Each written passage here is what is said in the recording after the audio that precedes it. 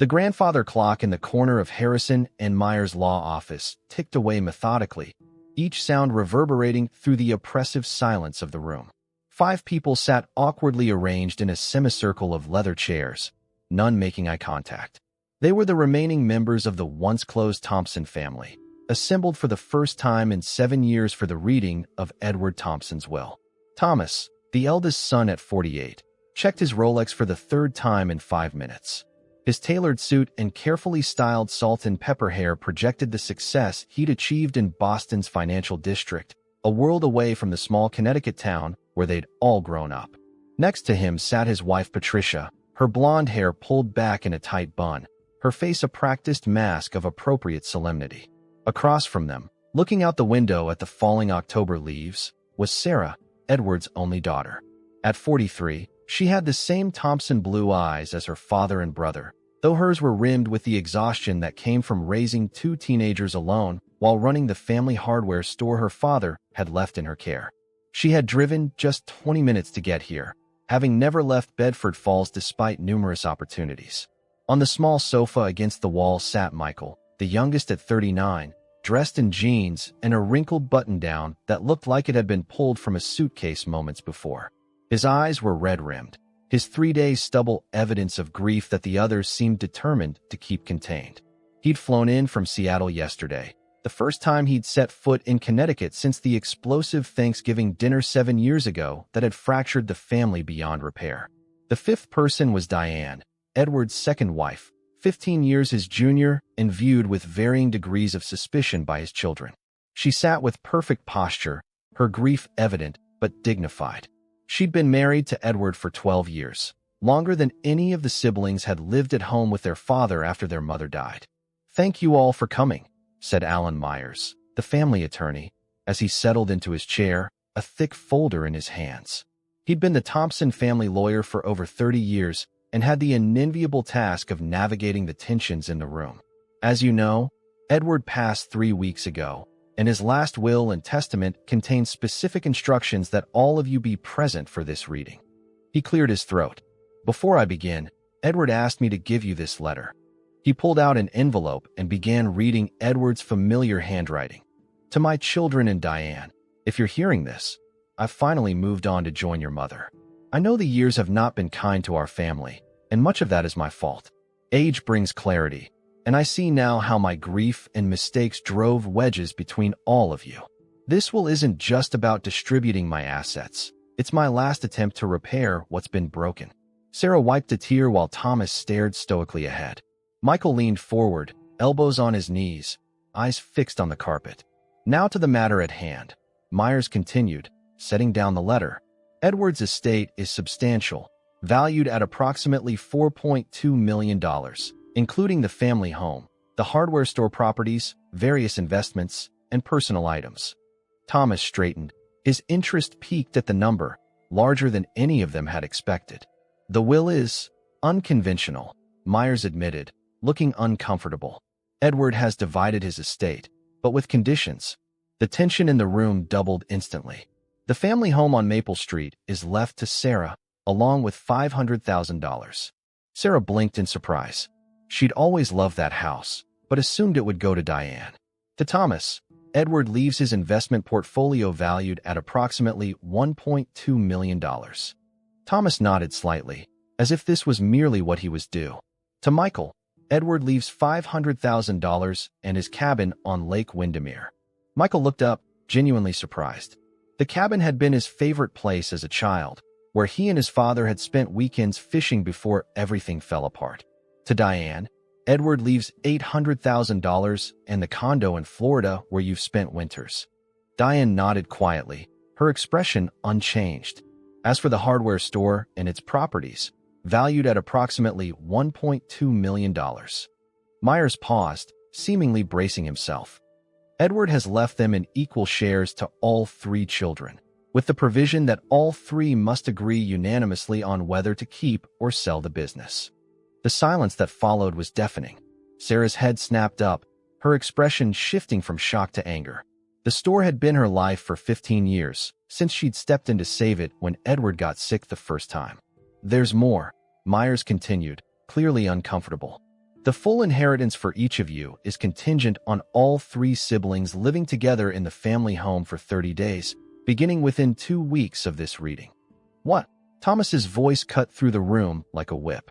That's absurd. I have a company to run in Boston. If any of you refuse or leave before the 30 days are completed, their portion of the inheritance will be donated to the Bedford Falls Community Foundation, Myers finished. This is ridiculous. Thomas stood up, pacing. I haven't stepped foot in that house since Mom died. I have responsibilities, a life in Boston. Dad can't do this, Sarah said, her voice tight. The store is mine. I've run it alone for 15 years while everyone else disappeared. Michael remained silent, staring at the floor, his expression unreadable. I'm afraid the will is legally binding, Myers said. Edward was of sound mind when he created it 6 months ago. 6 months. Sarah's voice cracked. He never said a word to me, and I saw him every day. He knew what he was doing. Diane spoke for the first time, her voice soft but firm. He talked about nothing else in his final months. He wanted his children together again before it was too late. So this is your doing? Thomas accused, turning to his stepmother. No, Thomas, Diane replied calmly. This was entirely Edward's idea. He regretted how things ended between all of you. This is his last attempt to force you to face each other and the past. Myers, there must be a way to contest this, Thomas insisted. You're welcome to try, the lawyer replied. But Edward was careful. The will is solid. Sarah stood suddenly, gathering her purse. I need some air. As she reached the door, Michael finally spoke. I'll do it. Everyone turned to look at him. I'll move into the house, he clarified. I have nowhere else to be, and I owe Dad that much at least. Well, I can't, Thomas declared. I won't put my life on hold for a month for this manipulation. Then you'll forfeit over $1 million, Myers reminded him. The property shares alone are substantial. Thomas's jaw clenched as he calculated the costs. 30 days, Sarah murmured, looking between her brothers. In the same house, where everything fell apart. No one spoke as the implications hung heavy in the air. 3 estranged siblings, forced back under one roof, facing years of unspoken resentments and painful memories. It was either that or lose everything their father had worked his entire life to build. The grandfather clock chimed the hour, counting out 4 solemn notes, as the Thompson siblings contemplated the choice before them. The first night in the Thompson family home was excruciating. Thomas had arrived last, his luxury sedan pulling into the driveway well after dinner, his expression thunderous as he dragged his expensive luggage through the front door. Sarah had already claimed their parents' old bedroom. Michael had taken his childhood room, and Thomas was left with the guest room, a slight he took as deliberate. Sarah heard her eldest brother's heavy footsteps pacing above her head as she sat at the kitchen table, nursing a glass of wine. The familiar creak of the floorboards transported her back to adolescence, when those same sounds meant her father was up late, worried about bills or inventory at the store. For 15 years, she'd kept Thompson Hardware afloat through 2 recessions and the arrival of a Home Depot one town over. The store was her life's work, her legacy, and now her brothers, who had abandoned it and her, had equal claim to it. Michael entered the kitchen silently, his tall frame filling the doorway. At 39, he still had the lanky build of the teenage boy who'd fled this house after that final explosive argument. He opened the refrigerator, surveying its meager contents. I stocked basics, Sarah said, not looking up from her wine. If you want something specific, there's a Whole Foods in Fairfield now. This is fine, Michael replied, grabbing a beer. He sat across from his sister, the silence stretching uncomfortably between them. Why did you agree to this so quickly? Sarah finally asked. You've been gone for 7 years without so much as a Christmas card. Michael picked at the label on his beer bottle. Dad asked. His final request. He asked us all for things over the years, Sarah countered, a sharp edge to her voice. I'm the only one who ever delivered. Before Michael could respond, Thomas appeared in the doorway, his presence immediately filling the room with tension. Is there anything to eat in this mausoleum? He asked, not addressing either sibling directly. There's bread and cold cuts in the fridge, Sarah replied. Or you could order delivery from one of the 5 places that existed when you still lived here. Thomas ignored the barb and made himself a sandwich, standing at the counter rather than joining them at the table. We should discuss the store, he said between bites. I've already spoken with a commercial real estate agent. The property alone is worth. We're not selling. Sarah cut him off flatly. That's not up for discussion. Thomas turned, his expression hardening. Be reasonable, Sarah. None of us wants to run a hardware store in a dying town. The money would set us all up nicely. I want to run it. I've been running it. Successfully, she added pointedly. A small-town hardware store is hardly a growth industry, Thomas scoffed. Not everything is about growth, Thomas, Sarah shot back. Some things are about community, legacy, people counting on you to be there when they need you. The implication hung heavy in the air. Thomas's jaw tensed. We have 30 days to figure this out, Michael interjected, his quiet voice a contrast to the building argument. Maybe we should take some time before making decisions. Fine, Thomas said curtly, but I have calls to make. The Wi-Fi password. It's still Butterscotch 16, Sarah replied. Mom's cat, the year they got married. A flicker of something, perhaps nostalgia, perhaps pain, crossed Thomas's face before his businesslike expression returned. He nodded once and left the kitchen without another word. Michael sighed heavily once their brother was out of earshot. This is going to be a long month. You both could have made this easier by staying in touch, Sarah said quietly. Do you know how many times Dad asked about you? How many birthdays he spent staring at the phone? Michael's gaze dropped to the table. It wasn't that simple, Sarah. It never is with this family, she replied, standing to rinse her empty glass. I'm going to bed. I still have a store to run in the morning, inheritance or not. The next morning dawned crisp and bright, yellow and orange leaves dancing across the front lawn. Sarah was already gone when Michael came downstairs, her absence marked by a half-empty coffee pot and a note about dinner.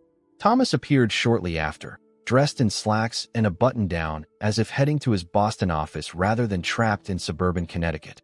I need to see the store's financial records, he announced without preamble, pouring himself coffee. Good morning to you too, Michael replied, not looking up from his phone. We have limited time to make an informed decision, Thomas continued, undeterred. Sarah's emotional attachment is clouding her judgment. Or maybe your detachment is clouding yours, Michael countered, finally meeting his brother's gaze. Thomas's expression hardened. Don't start. You abandoned this place just like I did. I left after you made it impossible to stay, Michael replied, his voice quiet but tense. Or have you conveniently forgotten that Thanksgiving? Thomas's face closed like a shutter. Ancient history. Not to Sarah. Not to Dad.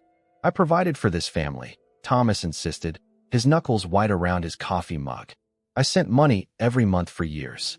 Money isn't the same as being here, Michael said. Rich coming from you. Thomas snapped. At least I was building something, not wandering around finding myself. What exactly do you do in Seattle again, besides avoiding responsibility? Michael's calm facade cracked slightly. You know nothing about my life. Because you never bothered to share it, Thomas retorted. With any of us.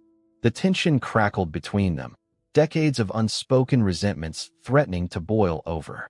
The argument might have escalated further if not for the sound of the front door opening. Hello, a woman's voice called out. Anyone home? Diane appeared in the kitchen doorway, carrying a large casserole dish. At 57, Edward's widow remained an elegant figure, her silver-streaked dark hair swept into a low ponytail, her movements graceful as she set her burden on the counter.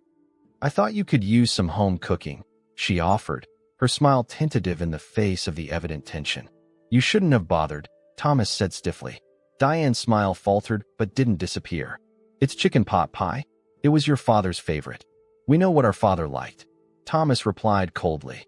Michael shot his brother a warning look before standing. Thank you, Diane. That was thoughtful. She nodded gratefully at Michael. How's everyone settling in? Splendidly, Thomas said sarcastically. One big happy family reunion. Your father hoped, Diane began. Our father hoped a lot of things, Thomas interrupted. Not all of them realistic.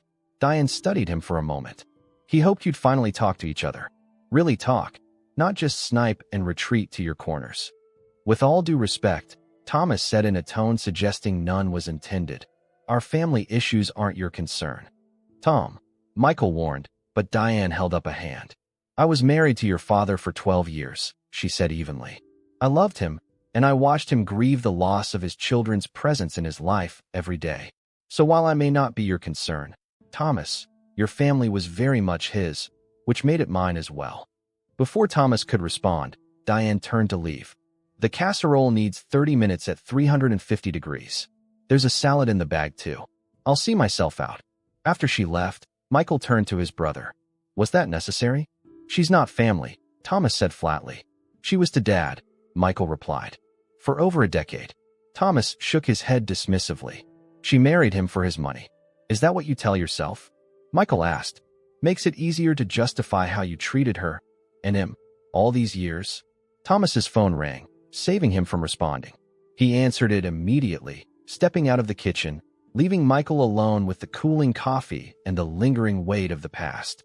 That evening, the three siblings sat around the dining table they hadn't shared in nearly a decade, picking at Diane's casserole in uncomfortable silence. The grandfather clock in the hallway chimed 7 times, its familiar tone unchanged since their childhood. I went by the store today, Thomas finally said. Looked at the books. Sarah's head snapped up. You had no right. I have every right, he countered. Dad made sure of that. Did you enjoy snooping through my work? Sarah demanded, finding fault with everything I've built.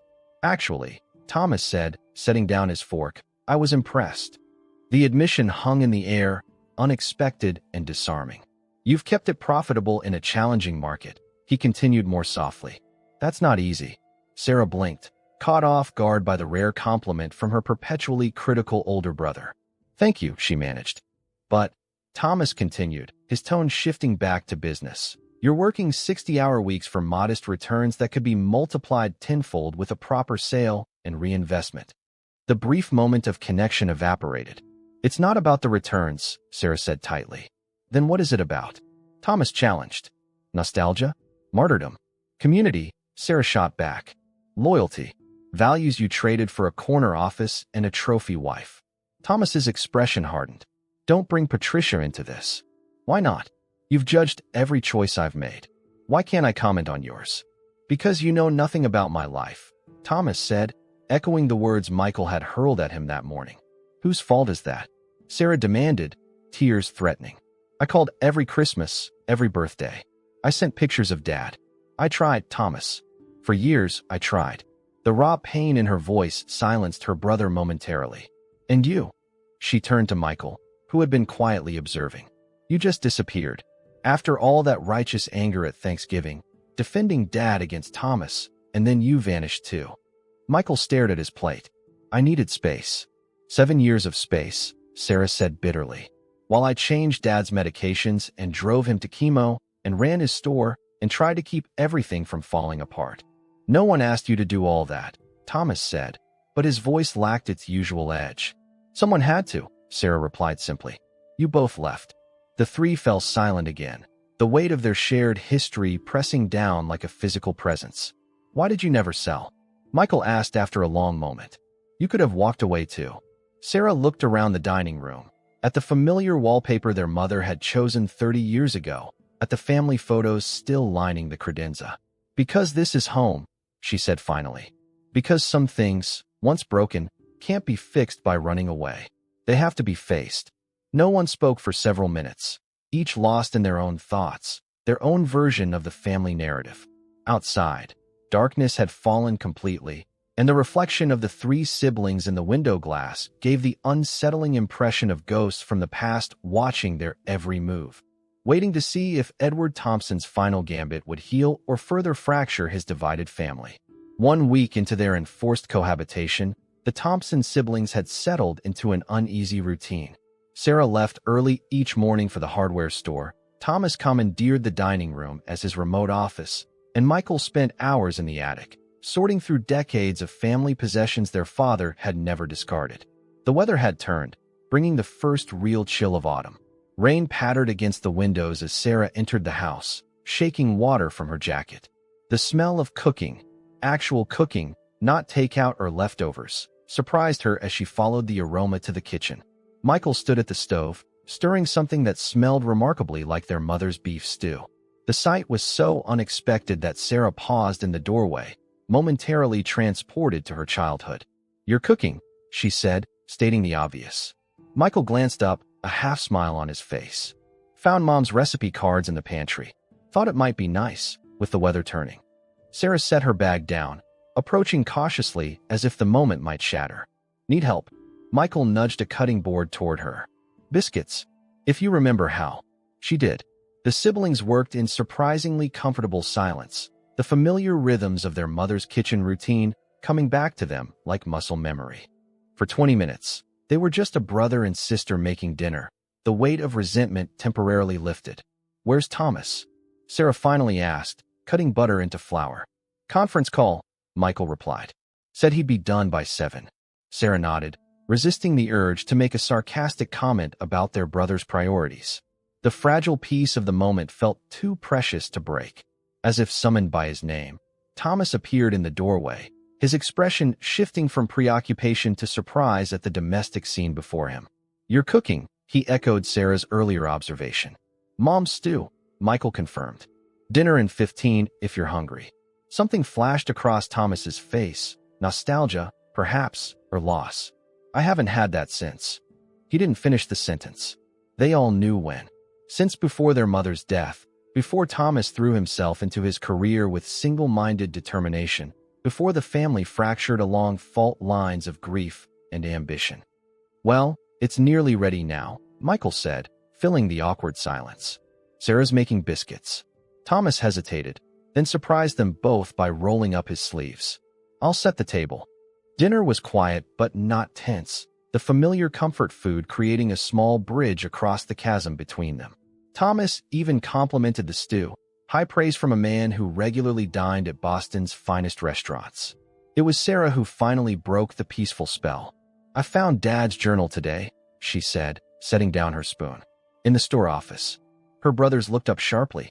He kept one? Thomas asked. Sarah nodded. For years, apparently. I started reading it. She hesitated. There's a lot about that last Thanksgiving. The temperature in the room seemed to drop several degrees. Michael set his spoon down while Thomas's posture stiffened noticeably. We don't need to revisit that, Thomas said firmly. I think we do, Sarah countered. It's why we're all here, isn't it? Dad's final attempt to make us face what happened. It was 7 years ago, Thomas argued. Ancient history. Not to Dad, Sarah replied quietly. He wrote about it until the end. Michael, who had been silent, finally spoke. What does it say? Sarah took a deep breath. It says he forgave you both, years ago. That he understood why you left. That he blamed himself for how it all fell apart. She swallowed hard.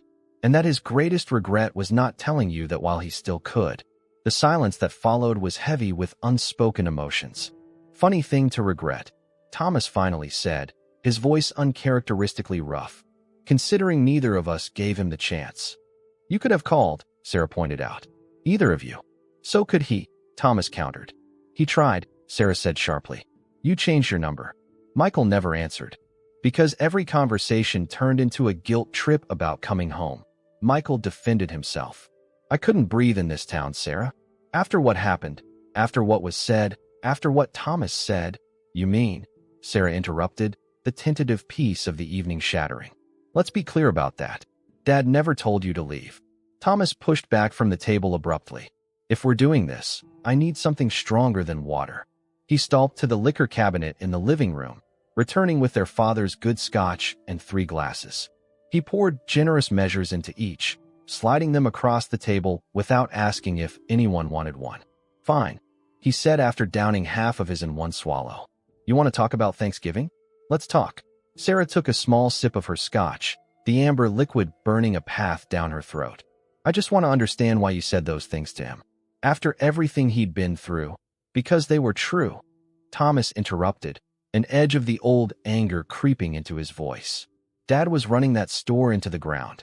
He was depressed, drinking too much, ignoring inventory problems, alienating suppliers. The business was circling the drain, and he refused to listen to reason. He was grieving, Sarah defended. Mom had only been gone 18 months. And that excused everything? Thomas demanded. The missed mortgage payments? The suppliers threatening legal action?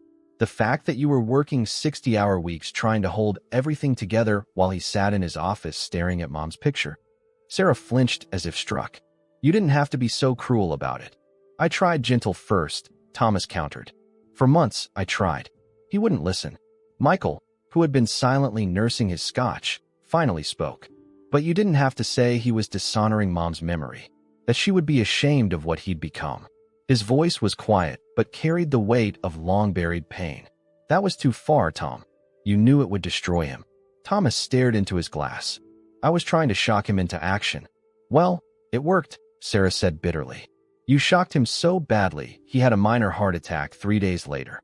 Thomas's head snapped up. What? The genuine shock in his expression caught Sarah off guard. You didn't know? How would I know? Thomas demanded. No one called me. I tried, Sarah said. You'd already changed your number. Thomas ran a hand over his face, suddenly looking much older than his 48 years. I didn't know, he repeated quietly. An uncomfortable silence descended, broken only by the persistent tapping of rain against the windows and the ticking of the grandfather clock in the hall. Is that why you finally stepped in at the store?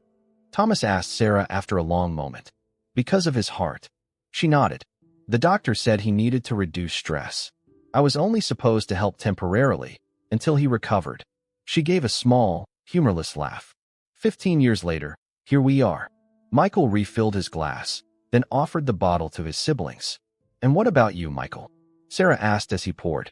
You stood up for Dad that Thanksgiving, then disappeared just as completely as Thomas. Michael stared into his refreshed drink. I couldn't stand to see him like that, broken, and I couldn't forgive Thomas for what he said. He glanced at his older brother. But mostly, I couldn't face my own failure. What failure? Sarah asked. I knew the store was in trouble months before Thomas brought it up, Michael admitted. Dad confided in me, asked for help. I promised I'd come home after I finished my master's program, help him modernize, get things back on track. He took a deep breath. But then I got the fellowship offer in Seattle, and I chose my career over him, just like Thomas had. You never told me that, Sarah said quietly. Because I was ashamed, Michael replied simply. At least Thomas was honest about his priorities. I pretended I was different better somehow. But when it came down to it, I made the same choice. The revelation hung in the air between them, reshaping their understanding of the family fracture. He was so proud of both of you, Sarah said after a moment. Even after everything. He kept every article about Thomas's company, every publication Michael contributed to. He had a file? Michael asked, surprise evident in his voice. Sarah nodded. In his desk at the store. Newspaper clippings, printouts from the internet. He called it his bragging folder. Said he was just waiting for the right moment to start bragging again. Thomas looked away, but not before Sarah caught the sheen of moisture in his eyes. It was the first crack she'd seen in her eldest brother's armor since they were children. He should have told us, Thomas said gruffly. Would you have listened? Sarah challenged gently. Before Thomas could answer, the harsh ring of a cell phone cut through the moment. Thomas reached for his device automatically, his professional mask sliding back into place as he checked the screen. I have to take this, he said, already standing. Boston office. He hesitated, looking between his siblings. We'll continue this later. As he left the room, Sarah and Michael exchanged glances. Some things never change, Sarah murmured. Some things do, Michael countered, nodding toward Thomas's half-empty glass, left behind in his haste, something the meticulously tidy Thomas of old would never have done. He's rattled. Sarah began gathering the dinner dishes. Aren't we all? Do you think this is what Dad wanted? Michael asked, helping her clear the table. Us dredging up all this ancient pain? Sarah considered the question as she scraped plates. I think he wanted us to finally deal with it instead of running away. All of us, she added pointedly. Michael accepted the gentle rebuke with a nod. For what it's worth, I'm sorry I left you holding everything together alone. The simple apology, the first any of her brothers had offered in 7 years, caught Sarah unprepared. She fumbled the plate she was holding, barely catching it before it hit the floor. Careful, Michael said, taking it from her hands. Mom's china. Sarah found herself fighting sudden tears. It's just dishes. No, Michael said gently. It's family. It's history. It matters. From the hallway came the sound of Thomas's voice, still on his call, sharp and businesslike as ever. But there was something different about hearing it in their childhood home, against the backdrop of their mother's china and the smell of her beef stew recipe. Something that made it impossible to maintain the comfortable distance of resentment. 15 more days, Sarah sighed, turning back to the sink. Think we'll make it without someone storming out. Michael handed her another plate. Dad was betting we would. Otherwise, he wouldn't have set this up. Sarah considered this as she rinsed suds from a serving bowl. He always did see the best in us, even when we didn't deserve it. Maybe especially then, Michael replied quietly. Outside, the rain continued its steady rhythm against the windows, washing the world clean, while inside, the Thompson siblings began the much harder work of clearing away years of accumulated hurt, one painful conversation at a time. By the second week, the atmosphere in the Thompson house had shifted. The initial hostility had given way to something more complex, not quite peace, but a tentative coexistence punctuated by moments of genuine connection. Thomas had taken to working from the sunroom rather than the dining room, claiming the light was better. Sarah suspected it was because the sunroom had been their mother's favorite spot, filled with her plants that someone, Diane, most likely, had kept alive all these years.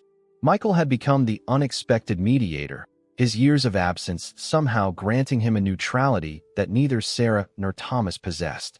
He cooked most evenings, resurrecting recipes from their childhood, each meal serving as a wordless olive branch. On the 15th day, exactly halfway through their mandated stay, Thomas surprised everyone by announcing he'd take the day off. "I thought we might go through Dad's things together," he said over breakfast, not quite meeting his siblings' startled expressions. "If you're both available." Sarah, who had planned to spend the day at the store as usual, hesitated only briefly before nodding. "Lisa can handle things there," she said, referring to her assistant manager. "I'll call her." Thomas looked to Michael, who shrugged agreeably. "I've been working through the attic anyway. Could use the help." Edward's bedroom had remained largely untouched since his passing. Diane had collected her personal belongings, but the space still held the essence of their father. His reading glasses on the nightstand, a half-empty tube of arthritis cream in the bathroom, his ancient flannel robe hanging on the back of the door. Sarah paused at the threshold, suddenly overwhelmed. "We don't have to do this today," Michael said gently, noticing her hesitation. "No, it's fine," she insisted, squaring her shoulders. "Just been a while since I was in here." Thomas, already at the closet, glanced back. "You visited him here?" "When he was ill." Sarah's expression revealed her surprise at the question. "Of course. Every day, near the end." Thomas absorbed this information silently, turning back to the closet with the careful movements of someone navigating unfamiliar terrain. "He kept everything," he observed, gesturing to the rows of neatly hung clothes. "Diane tried to get him to donate some," Sarah explained, approaching the dresser. "He always said he was getting around to it." As they sorted through decades of accumulated possessions, the siblings fell into a rhythm, occasionally breaking the silence with questions or discoveries. "Look at this," Michael called from the closet, holding up a worn leather jacket. "Remember this?" Thomas took it, recognition lighting his features. "Dad's riding jacket. From the Harley days." Sarah smiled despite herself. "Mom hated that bike, but loved seeing him on it," Thomas added, surprising his siblings with the observation. He ran his fingers over the worn leather. "He sold it to help with my college tuition." The simple statement hung in the air, heavy with implications none of them had considered at 18, what their parents had sacrificed for their futures. In the nightstand drawer, Sarah found a small velvet box containing their mother's wedding ring. "I thought Diane might have." She began, trailing off. "She didn't want it," came a voice from the doorway. The three siblings turned to find Diane standing there, a tray of sandwiches and drinks in her hands. "Sorry to intrude. I brought lunch." Thomas, who had been carefully folding the riding jacket, looked up. "You didn't take Mom's ring?" Diane shook her head, entering to set the tray on the dresser. "Edward offered, but it didn't feel right. That belonged to your mother, to your family history." She smiled sadly. "I had my own ring, my own place in his life. I never tried to replace her." The simple dignity of the statement silenced any response Thomas might have made. Instead, he nodded once, a gesture that, from Thomas, was tantamount to a profound apology. "Would you like to join us?" Michael asked Diane, gesturing to the room. "You knew Dad these last years better than any of us." Diane glanced at Thomas and Sarah, clearly waiting for their reaction. To everyone's surprise, it was Thomas who said, "You should stay, if you want." She did, and as the afternoon progressed, a new picture of Edward emerged through her stories. Not the failing businessman Thomas remembered, nor the grieving widower who had dominated Sarah's memories, but a man who had found his feet again, who had laughed and loved and looked forward. He talked about all of you constantly, Diane told them as they sorted through Edward's collection of vintage vinyl records. Every achievement, every milestone. He kept track of everything, even when you weren't speaking. But he never reached out, Thomas said, the old frustration evident in his voice. He tried, in the beginning, Diane replied gently. When that didn't work, he decided to give you space. He said sometimes loving someone means letting them go. But he never gave up on us coming back, Sarah realized aloud. Never, Diane confirmed. That's why the will was written the way it was. His last hope that his children might find their way back to each other, if not to him. As the sun began to set, casting long shadows across the room they had methodically emptied, Sarah opened the last drawer of the dresser. Inside lay a large manila envelope with "For my children" written across it in Edward's distinctive handwriting. I didn't know about that, Diane said when Sarah held it up questioningly. The three siblings gathered on the edge of the bed, the envelope heavy between them. Should we? Michael asked, looking to his older siblings. Thomas nodded. That's why we're here, isn't it? Sarah carefully opened the sealed envelope. Inside were three smaller envelopes, each bearing one of their names, and a single sheet of paper. Sarah read it aloud. If you're reading this, then my final plan worked, and you're together again in the house where you grew up. I hope by now you've started to remember that you're not just individuals, but parts of a whole, a family that your mother and I created with more love than you can imagine. The enclosed letters are private, for each of you alone. But know this, I was proud of each of you, every day of my life, even when we were apart. The distance between us was my greatest sorrow, but I understood it was necessary for you to become who you needed to be. All I ask now is that you try to find your way back to each other. Not for my sake, but for yours. Life is too short and family too precious to waste either. With eternal love, Dad.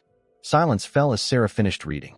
Thomas stood abruptly and walked to the window, his back to his siblings, while Michael stared at the floor, blinking rapidly. Sarah clutched the letter, her knuckles white. We should, she began, her voice breaking slightly. We should read these privately, I think. Michael nodded, taking his envelope. Thomas returned to collect his, not meeting anyone's eyes. By unspoken agreement, they separated, each finding a corner of the house to read their father's final words. Sarah settled in the kitchen, at the same table where they'd shared so many family meals. Her hands trembled slightly as she opened her envelope. My dearest Sarah, it began. My rock, my conscience, my most loyal heart. You stayed when it would have been easier to leave, sacrificed your own dreams to save mine.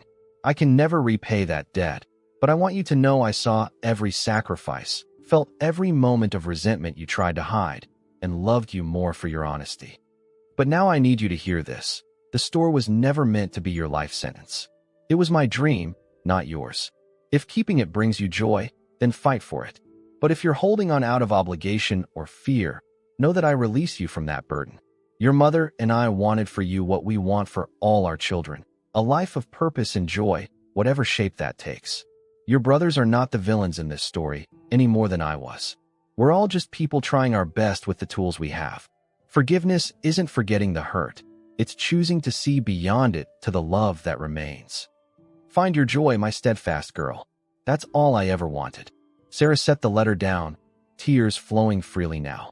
Through the window, she could see Thomas sitting on the back porch steps, his own letter clutched in his hand, his shoulders shaking with what might have been the first tears she'd seen him shed since their mother's funeral. In the distance, Michael sat beneath the old oak tree, his face turned skyward as if seeking answers in the darkening evening sky. They were broken, these three fragments of the Thompson family. But for the first time in 7 years, they were broken together, under the same roof, breathing the same air, reading the same father's final benediction and challenge. It wasn't healing, not yet, but it was, perhaps, the beginning of something that might eventually lead there. The morning after they read their father's letters, something had changed in the Thompson house. They moved around each other differently. The sharp edges of their interactions somehow softened. No one mentioned the letters directly, but their presence hung in the air like a shared secret. Thomas surprised everyone by showing up at breakfast in jeans and a faded Yale sweatshirt rather than his usual business attire. I thought I might stop by the store today, he announced as he poured coffee. If that's all right with you, Sarah. She looked up from her toast, momentarily speechless. You want to visit the hardware store? I've been thinking about what you said, Thomas replied, not quite meeting her eyes. About community and legacy. Thought I should see it in action before we make any decisions. Sarah recovered quickly. I open at 9. You're welcome to join me. Michael, nursing his own coffee by the window, asked, Mind if I tag along? Been years since I've seen the old place. The look Sarah gave them both was cautiously hopeful. Sure, we could make it a family field trip. Thomas's phone rang, and both siblings visibly tensed, anticipating his usual retreat into work. Instead, Thomas glanced at the screen and, to their astonishment, declined the call. It can wait, he said simply. Thompson Hardware stood on Main Street, just as it had for the past 45 years. The brick facade had been freshly painted, the windows spotlessly clean, and the hand-lettered signs announcing weekly specials gave it a quaint charm that chain stores could never replicate. As Sarah unlocked the front door, Thomas ran his hand over the brass nameplate their father had installed decades earlier. Still the original, he noted. Dad would have replaced it over my dead body, Sarah replied with a small smile. Some things you don't mess with. Inside, the store smelled of wood, metal, and the faint lemon scent of polish. Sarah moved through the space with practiced ease, turning on lights, checking the register, straightening already neat displays. You've modernized, Michael observed, noting the computer system and the expanded section of eco-friendly products. Had to, Sarah replied. Big box competition moved in 5 years ago. We either evolved or died. Thomas wandered through the aisles, examining inventory, occasionally checking price points with a professional eye. Your margins must be tight, he commented. Sarah nodded. They are. But we offer what Home Depot can't. Expertise, personal service, emergency deliveries at 10 p.m. when someone's pipe bursts. She shrugged. People pay for that. Morning, Sarah, called a cheerful voice as the front door chimed. A woman in her 70s entered, pulling a shopping list from her purse. Oh, you've got company today. Mrs. Abernathy. Sarah greeted her warmly. These are my brothers, Thomas and Michael. They're in town for a while. Mrs. Abernathy's eyes widened. Edward's boys. Well, I'll be. Haven't seen you two around in ages. She studied them critically. You've got your father's height, both of you. He was so proud of his tall sons. Thomas shifted uncomfortably under her scrutiny. You knew our father well? 50 years, Mrs. Abernathy confirmed. Your dad special ordered my husband's birthday presents every year, found things no one else could get. After Jerry passed, Edward still checked on me every week, sent one of his boys over to clear my gutters each fall. Her eyes misted slightly. That kind of thing, you don't get that from a corporation. As she moved deeper into the store, Thomas caught Sarah's eye. You still do that? Send workers to help elderly customers. It's not charity, Sarah replied defensively. It's being part of a community. Mrs. Abernathy sends us homemade cookies every Christmas and recommends us to everyone she knows. Throughout the morning, a steady stream of customers flowed through the store. Sarah knew most by name, asking about spouses, children, recent renovations. Many greeted Thomas and Michael with the easy familiarity of small towns where everyone was, if not known, at least recognized. Mr. Thompson, a burly man in paint-splattered clothes, approached Thomas with an outstretched hand. Don't know if you remember me, Jake Hendricks. I worked summers here during college, same time you did. Thomas shook his hand, recognition dawning. Jake, of course. You were saving for your first truck. Jake beamed. Still got it, believe it or not. Your sister keeps it running for me. He clapped Thomas on the shoulder. Your dad taught me everything I know about home repairs. Now I run my own contracting business, send all my guys here for supplies. By lunchtime, Thomas had gone uncharacteristically quiet. He stood near the register, watching Sarah handle a complicated special order with efficiency and warmth, jotting notes in the same leather-bound ordering book their father had used. She's good at this, Michael murmured, coming to stand beside him. Thomas nodded slowly. Better than Dad ever was, honestly. Different times, Michael pointed out. Dad was old school. Sarah's managed to keep the heart of his approach while adapting to modern realities. It still doesn't make financial sense, Thomas said, though his tone lacked conviction. The property alone is worth millions for redevelopment. Michael studied his brother. Is that what Dad said to you? In his letter? Thomas's expression closed. That's private. Fair enough, Michael conceded. But I'm guessing he didn't tell you to tear down his life's work for a quick profit. Thomas's phone rang again, the sound jarring in the homey atmosphere of the store. This time, he stepped outside to take the call. Through the window, Sarah and Michael watched his animated conversation, his free hand gesturing emphatically as he paced the sidewalk. Here we go again, Sarah sighed. Back to Boston business. But when Thomas returned, his expression was oddly energized. That was Patricia, he said, referring to his wife. She's coming down tomorrow. Wants to see the house again and meet you both properly. Sarah blinked in surprise. Your wife is voluntarily coming to Bedford Falls. The same woman who called it quaintly provincial at Mom's funeral? Thomas winced. She's changed. We both have. He hesitated. She lost her father last year. It shifted her perspective on family. Before Sarah could respond, the store phone rang. Her assistant manager, who had arrived for the afternoon shift, answered it and immediately called Sarah over. It's Mrs. Hernandez, she said, covering the receiver. Sounds upset. Sarah took the phone, her expression growing increasingly concerned as she listened. When she hung up, she turned to her brothers with a frown. The Martinez family's house, 2 blocks over, their basement's flooding badly. Burst pipe in the recent cold snap. Hank, our usual plumber, is out on another emergency, and they've got an infant in the house. She began rapidly gathering supplies, pipe repair kits, waterproof tape, a small pump. I need to run over there, she explained, already heading for the door. Lisa can handle the store, but Mr. Martinez doesn't speak much English, and Mrs. Hernandez can't leave her grandkids to translate. Thomas surprised her by picking up the pump. I'll come with you. You? Sarah couldn't hide her skepticism. In your designer shoes? Thomas shrugged. I still remember which end of a wrench does what. I'm coming too, Michael added, grabbing his jacket. 3 sets of hands are better than 2. The Martinez home was a modest 2-story in the older part of town.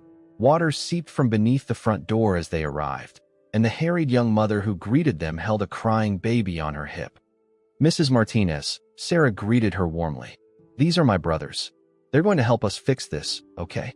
The basement was 4 inches deep in water, the source clearly a ruptured pipe near the water heater.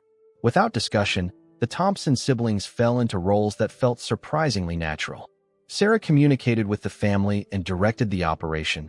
Thomas assessed the damage with a businesslike efficiency, and Michael, who had always been good with his hands, began immediate temporary repairs.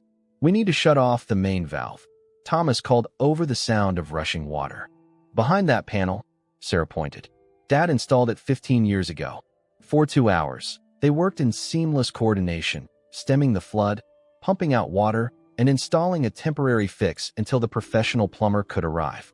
They emerged filthy, soaking wet, and inexplicably energized. Mrs. Martinez insisted on wrapping them in towels and pressing mugs of hot chocolate into their hands, regardless of the spring weather. Her mother-in-law, Mrs. Hernandez, kept saying benedictions, blessings, as she surveyed their work. Your father would do the same, she told Sarah in halting English. Good man. Good family. On the walk back to the store, Thomas was unusually quiet again, his expensive leather shoes squelching slightly with each step. Penny for your thoughts? Sarah finally asked. Thomas looked around at the familiar streets of their hometown, seeming to really see them for the first time in years. I was just thinking, this town raised us. Not just Mom and Dad, but all of it. Mrs. Abernathy's cookies. Jake Hendricks working alongside us. The Martinez family trusting us to help when they needed it. He shook his head slightly. In Boston, I barely know my neighbors' names. That's why I stayed, Sarah said simply. It's not just the store. It's this. She gestured broadly to encompass the neighborhood around them.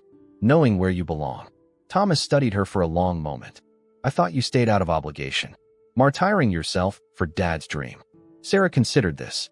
Maybe at first, she admitted. But it became my dream too. Different, but mine. Michael, who had been walking slightly ahead, turned back to them.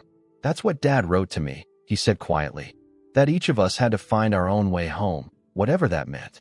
That home wasn't a place, but a feeling of belonging. The 3 fell silent as they approached the hardware store, its familiar sign glowing warmly in the late afternoon light. Inside, they could see customers browsing, Lisa chatting animatedly at the register.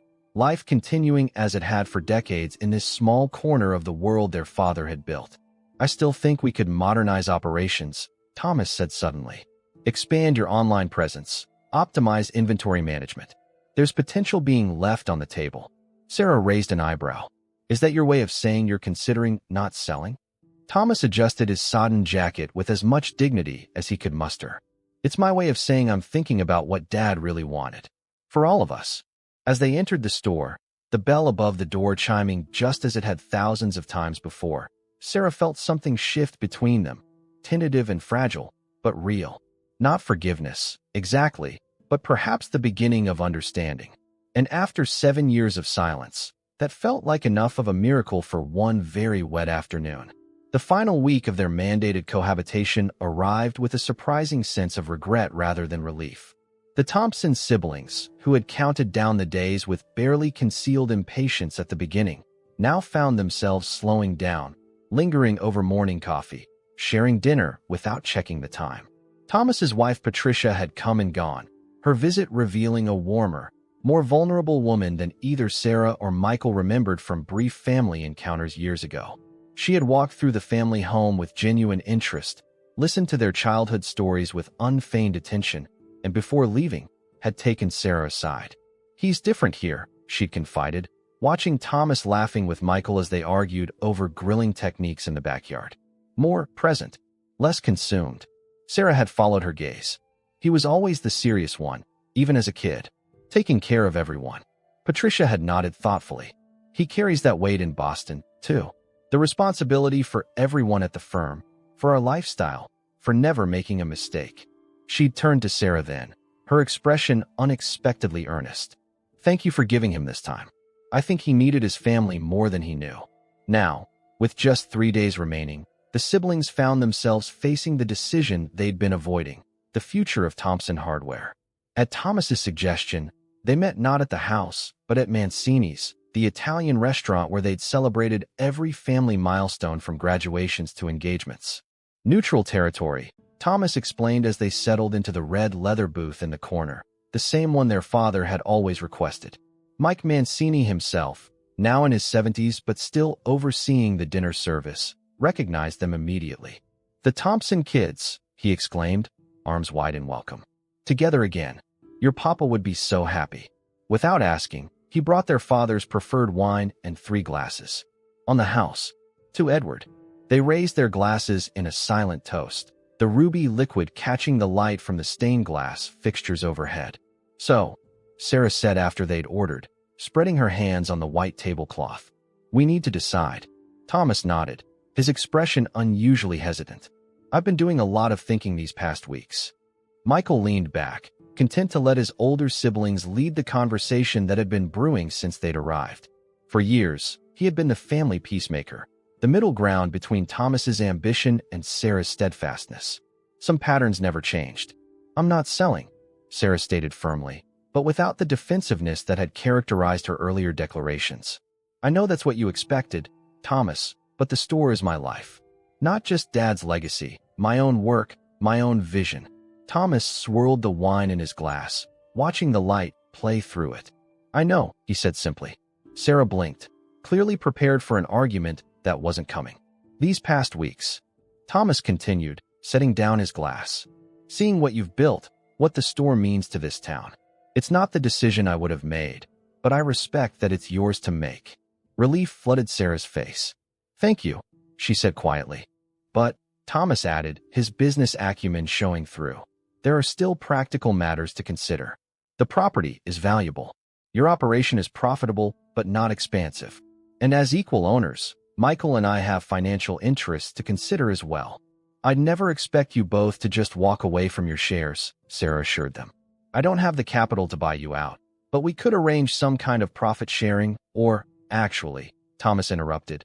I have a different proposal. He removed a folder from his briefcase and laid it on the table. I've had my firm's analysts look at some options. Sarah tensed visibly. Thomas, hear me out, he requested, his tone lacking its usual commanding edge. The store is profitable, but it could be significantly more so with some strategic investments. Expanded online presence, inventory optimization, possibly even cautious expansion to neighboring towns without big-box competition. Michael raised an eyebrow. You want to grow the hardware store? I thought the whole point was to sell it for development. That was before I spent time there, Thomas admitted. Before I saw what Sarah's built, what it means to the community. He hesitated, then added more quietly. Before I read Dad's letter. Sarah studied her brother, searching for the catch. What exactly are you proposing? Thomas opened the folder, revealing detailed projections and plans. A strategic partnership. You continue running day-to-day operations. That's clearly your strength.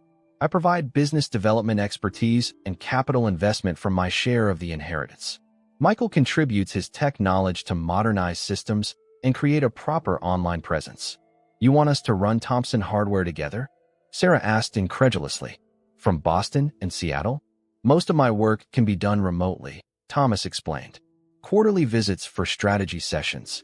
Michael's tech contributions wouldn't require constant presence either. Michael picked up the proposal, scanning the projections with interest. This actually makes sense, he said, sounding surprised. Dad would have liked it. Sarah didn't immediately respond, her gaze falling on a framed photograph on the restaurant wall.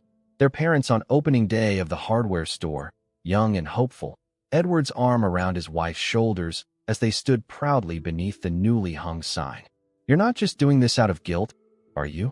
She finally asked Thomas. Because of what Dad wrote to you. Thomas met her gaze directly.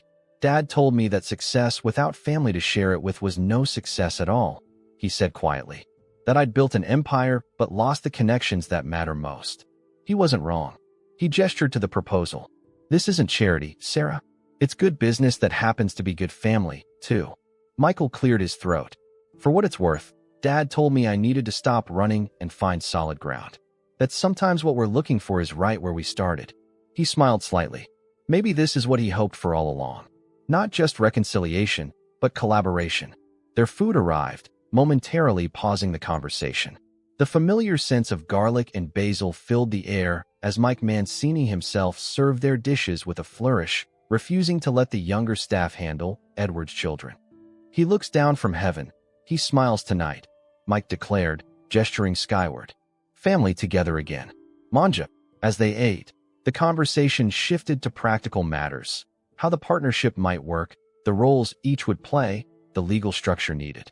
The business discussion gradually gave way to more personal topics, the kind they hadn't broached during their entire stay. What did Dad say to you? Thomas finally asked Sarah directly, addressing the question they'd all been circling. In his letter, Sarah twirled pasta around her fork, considering her answer. He released me, she said at last. From obligation. He said the store was his dream that became mine, and that was a gift, not a burden. She looked up at her brothers. He said I needed to let go of my anger at both of you, that it was poisoning my joy in what I'd built. Michael nodded slowly. He knew us well. Too well. Thomas agreed with a rueful smile. The man could read me like a balance sheet. As they finished their meal, and Mike brought espresso and his homemade tiramisu, Sarah found herself studying her brothers with new eyes. Thomas, beneath his corporate armor, still carried the sense of responsibility that had defined him since childhood, but there was a softness there too, in how he spoke of Patricia, in his unexpected gentleness with the Martinez family, in the way he sometimes paused to really listen instead of simply waiting to speak. And Michael, the wanderer, had found his own kind of stability in Seattle, a successful career, close friends, community volunteer work he spoke of with passion. They had all built lives their parents would be proud of, just not the lives anyone had expected. So, Thomas said as they prepared to leave, the restaurant now nearly empty around them. Are we agreed? Partnership rather than sale? Sarah extended her hand across the table. Partners. But I wanted in writing that major decisions require unanimous agreement. Thomas smiled, a genuine expression that made him look years younger. I'd expect nothing less from Dad's daughter. They walked back to the house together, the spring evening warm around them. The familiar streets seemed different somehow, as if their renewed connections to each other had changed their perception of the physical world they moved through. At the house, they settled on the back porch, unwilling to end the evening just yet. The stars emerged overhead, while fireflies began their nightly dance across the lawn. I've been thinking, Michael said into the comfortable silence. About after After we fulfill Dad's requirement, you mean? Sarah asked. Michael nodded. We go back to our lives in 3 days. The legal obligation ends. But not the partnership, Thomas clarified quickly. No, of course not, Michael agreed. But I've been wondering if my life needs to stay exactly as it was before. Sarah turned to him curiously. What are you saying? Michael leaned forward, elbows on his knees. My job in Seattle is flexible. I can work remotely most of the time. He hesitated. I might look for a place here in town. Not this house. That's yours, Sarah, fair and square. But somewhere nearby. You'd move back to Bedford Falls? Sarah asked, not bothering to hide her surprise. Voluntarily. Michael smiled. Dad's letterhead home. I've been running a long time. From this place, from what happened, from feeling like I'd failed him. He gestured to the yard around them. But there's something about being here again, something that feels right. Like coming full circle. Thomas studied his younger brother with newfound respect. Bold move, he said finally. Starting over. Not over, Michael corrected. Just continuing differently. Besides, if we're really going to make this partnership work, one of us should be here more regularly. My skill set is the most portable. Sarah reached over and squeezed Michael's hand. I'd like that, she said simply. The grandfather clock inside chimed 11, its resonant tones floating through the open windows. The same clock that had counted out hours of their childhood, arguments and celebrations, departures, and now, unexpectedly, return. Dad was sneakier than we gave him credit for, Thomas observed wryly. Forcing us together this way. 30 days, Sarah mused.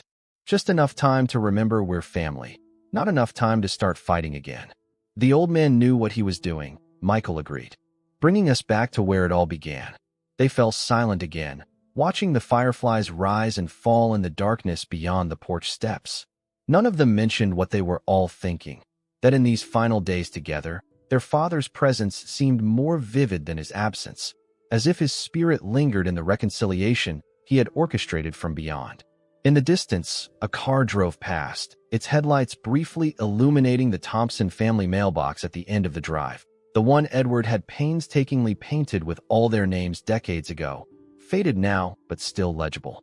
Thomas, Sarah, Michael, a catalog of belonging that had weathered storms both literal and metaphorical. We should repaint that, Thomas said, following his siblings' gaze to the mailbox. Before I head back to Boston. I've been meaning to for years, Sarah admitted. This weekend, Michael suggested. All 3 of us. Sarah smiled in the darkness. Dad would like that. And though none of them were particularly religious, they all felt the same certainty in that moment. That somewhere, Edward Thompson was indeed smiling down on the family he had brought back together with one final, ingenious act of fatherly intervention.